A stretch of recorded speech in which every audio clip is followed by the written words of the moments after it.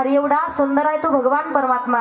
राजस सुकुमार मदनाचा पुतळा रविश शिकणा लोपलिया रविश शिकणा लोपलिया कस्तुरी मळवाट चंदनाची उटी।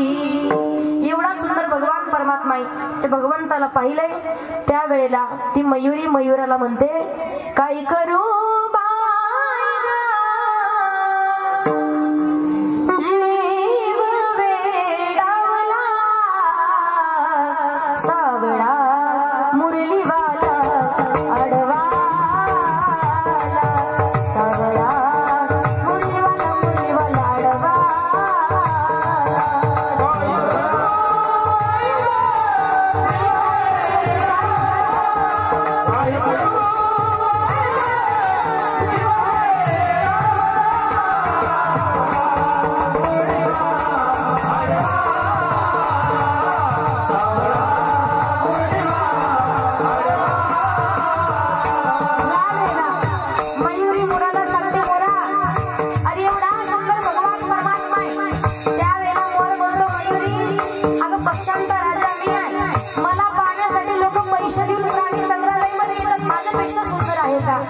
मयूरी म्हणते मोरा असा अहंकार होऊ देऊ नको।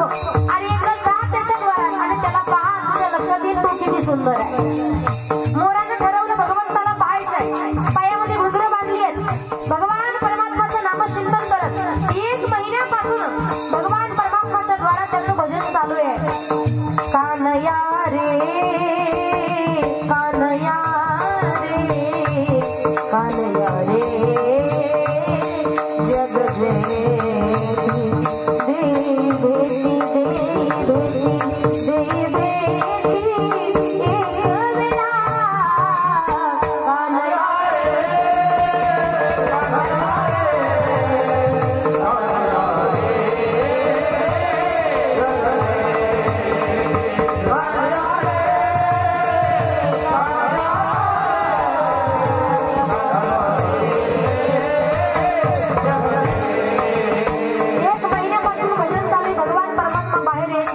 शेवटी मोर निघाला, जाता जाता सांगून मयुरीला सांगून जाऊ जीव द्यायला चाललो होता, जगून उपयोग नाही।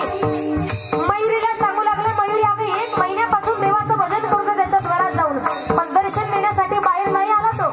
आता जगून उपयोग नाही, जगण्यात अर्थ नाही, जीव देणार आता मी मरणार। मयुरी सांगते मोरा आणि शेवटचा प्रयत्न सांगते, शेवटचा पर्याय करशील का? एकदा राधेच्या द्वारात जाऊन राधेला पर्याय विचार।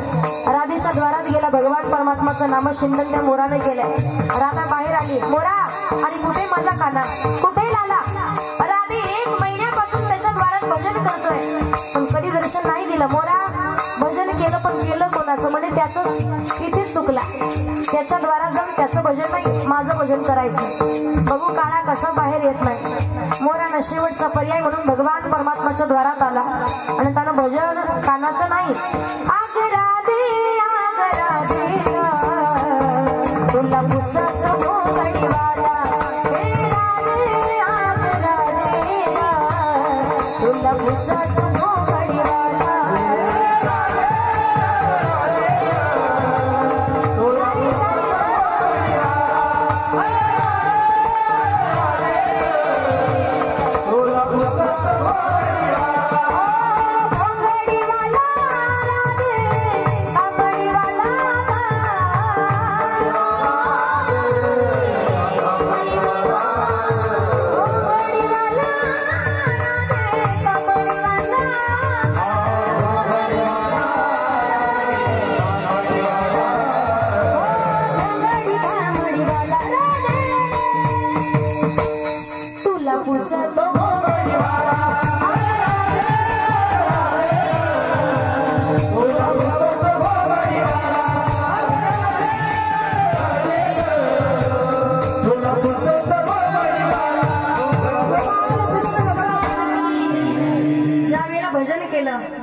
काळा लोण्याचा गोळा खात होता, बाहेर आला मोरा आणि कुठे राधा? देवा 1 महिन्यापासून भजन करतोय, तुझं द्वारात येऊन दर्शन नाही दिलं। 1 महिन्यापासून भजन केलं मोरा, जसं देवाला पाहिलं मोर म्हणतो पाहिला